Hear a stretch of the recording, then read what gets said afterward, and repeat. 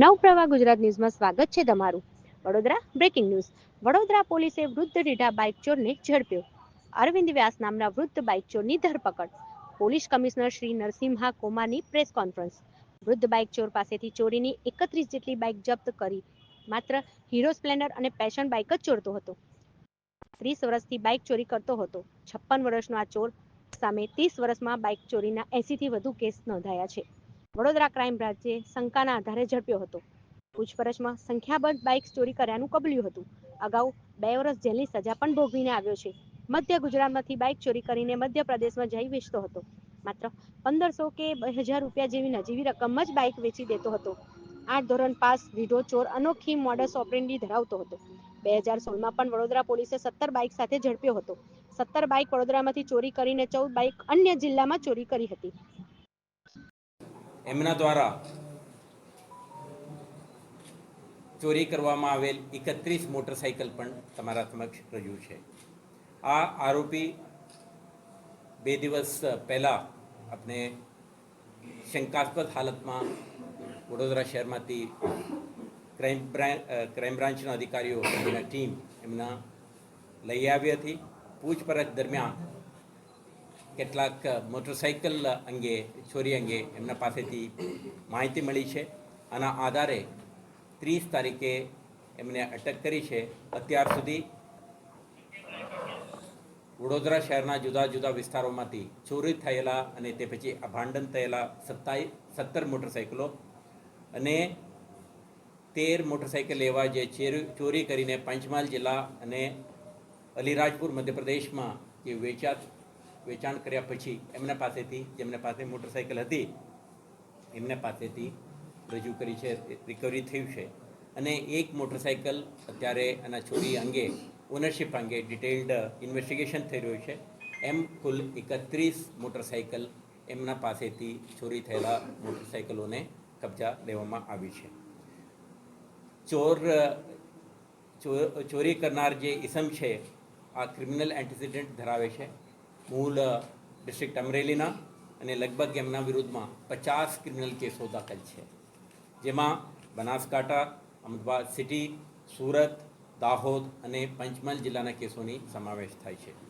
વર્ષ 2018માં આરોપીને એક ચોરીના કેસમાં કન્વિક્શન પણ થયું છે અને આરોપી 2 વર્ષ સુધી પંચમહાલ અને વડોદરા જેલમાં આપણા સજા પણ કાપી છે. ખાસ કરીને એમના મોડસ ઓપરેન્ડી આ રીતે રહ્યું છે કે હીરો સ્પ્લેન્ડર અને હીરો પેશન મોટરસાઇકલને ટાર્ગેટ કરે છે. શહેરના જુદા જુદા વિસ્તારના જે પાર્કિંગ લોટ છે આના સર્વે કરે અને જેમના ચાવી ખોલીને ચોરી કરી શકતો હોય એવા મોટરસાઇકલ ઉપાડી લે અને ઝડપથી એના પેટ્રોલ એક્ઝોસ્ટ થઈ જાય તો નજીકના કોઈ વિસ્તારમાં અબાન્ડન કરીને જગા છોડી દે છે. નહીં તો પેટ્રોલ હોય તો એના પંચમહાલ જિલ્લા અને અલીરાજપુર મધ્યપ્રદેશમાં જઈને સસ્તામાં વેચી નાખે છે. 1500, 2000, 3000, 5000 પૈસા મળે તો એક મોટરસાઇકલને વેચી નાખે એટલે કોઈ ગ્રામીણ વિસ્તારમાં રહેતા લોકોને આ અટ્રેક્ટિવ એક કોમ્પોનેન્ટ બની જાય છે. આ 8 ધોરણ પાસ વ્યક્તિ શરૂઆતમાં થોડું ડાયમંડ તે પછી ગેરેજનું પણ કામ કરી તે પછી એમના બિઝનેસ ફેલ થતાં એમના બાળકીનું મોત થવાના કારણે અને એમના પત્ની થોડું મેન્ટલી ડિરેન્જ થઈ ગયેલ હોવાના કારણે આજે is thrown out of family તો વેગેબોન્ડ તરીકે ફરે છે. અત્યારે તમે જોઈ શકશો કે ગુનાહિત પ્રવૃત્તિ સાથે વ્યક્તિ જીવન ગુજારી રહ્યા છે.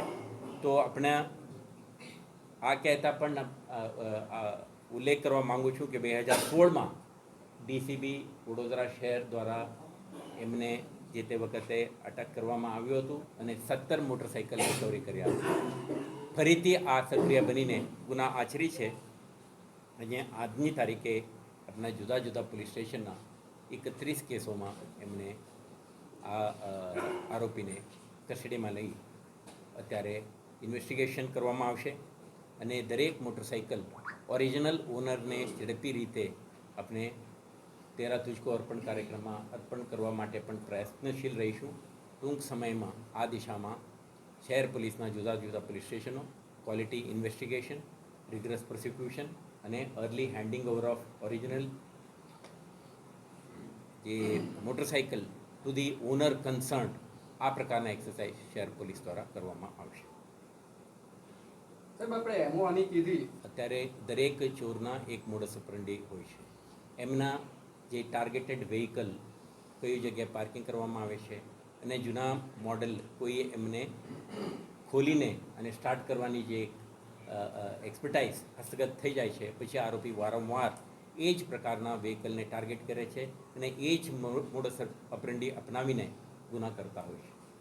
તો આ કિસ્સામાં પણ પ્રથમ દ્રષ્ટિએ એવું લાગે છે તો કેટલાક મોડેલ્સ જે સ્પ્લેન્ડર અને પેશનનું એમને ચાવી ખોલીને વ્હીકલ સ્ટાર્ટ કરવામાં સફળતા મળે છે, એટલે આરોપી આથી આકર્ષિત થઈને વારંવાર એ જ પ્રકારના ગુના આચરે છે. આપમાં હું તમને ડિટેલમાં કહીશું. મોટરસાઇકલ થેફ્ટ આજે બે ત્રણ એક સિનારીઓ છે. એક, આધુનિક ટેકનોલોજીના યુગમાં ચોરી ના થાય, ઓટોમેટિક લોકિંગ સિસ્ટમ અને ડિફિકલ્ટ ટુ થેફ્ટ, અને આપણે કહીએ છીએ ટાર્ગેટ હાર્ડનિંગ, એવા એક પ્રક્રિયા ચાલે છે. સેકન્ડ, કેટલાક શોપિંગ મોલ્સ, બિઝનેસ એસ્ટાબ્લિશમેન્ટ અને નોટિફાઈડ પાર્કિંગ વિસ્તારોમાં સીસીટીવી કેમેરા હોવાના કારણે પણ ચોરી કરવું અઘરું છે. તો ચોર જેમના સંકલ્પ છે ચોરી કરવાની, કમિટેડ છે અને એમના પાસે સ્કિલ સેટ છે, તો એવા માણસો જે રોડ સાઈડમાં પાર્ક કરેલું વાહન, ગીચ વસ્તી અને પબ્લિકના અવરજવર વધારે અને કોઈના અટેન્શન જાય નહીં એવા વિસ્તારમાં ચોરો ખાસ કરીને ટાર્ગેટ કરતા હોય છે. તો આમાં સીસીટીવી કેમેરા ઉપલબ્ધ ન હોય અને વલ્નરેબલ મોટરસાઇકલ, હું કહું છું કેટલાક આજે તારીખે તમે કારને પણ જોઈ શકશો, આમાં ધક્કા મારો તો એમના અલાર્મ સિસ્ટમ ઓન થઈ જાય, એટલે it is not easy to open the door or break the કાચ. તો દેટ ઇઝ ટાર્ગેટ હાર્ડ. પરંતુ જ્યારે આરોપી એક એક્સપર્ટાઇઝ હાંસલ કરી લે તો સફળતાપૂર્વક એવા વિસ્તારમાંથી મોટરસાઇકલ લિફ્ટ કરતા હોય છે અને ચોરી કરીને સફળતાપૂર્વક શહેરથી બહાર લઈ જતા હોય છે. એમના પૂછપરછ દરમિયાન આપણે ડિટેલ મોડસ ઓપરેન્ડી, એમને અહીંયાથી શિફ્ટ કરવાનું એમના કાર્યપદ્ધતિ અને કેવી રીતે વેચતા હતા આ અંગેનું પણ પ્રાથમિક પૂછપરછ આપણે કરી છે. પરંતુ 31 મોટરસાઇકલના ચોરીના કિસ્સામાં જુદા જુદા પોલીસ સ્ટેશનના અધિકારીઓ જ્યારે ઇન્વેસ્ટિગેશન દરમિયાન આ બાબતે ડિટેઇલ્ડ ઇન્વેસ્ટિગેશન કરીને સમગ્ર વિગત આમાં રેકોર્ડ ઉપર લાવશે.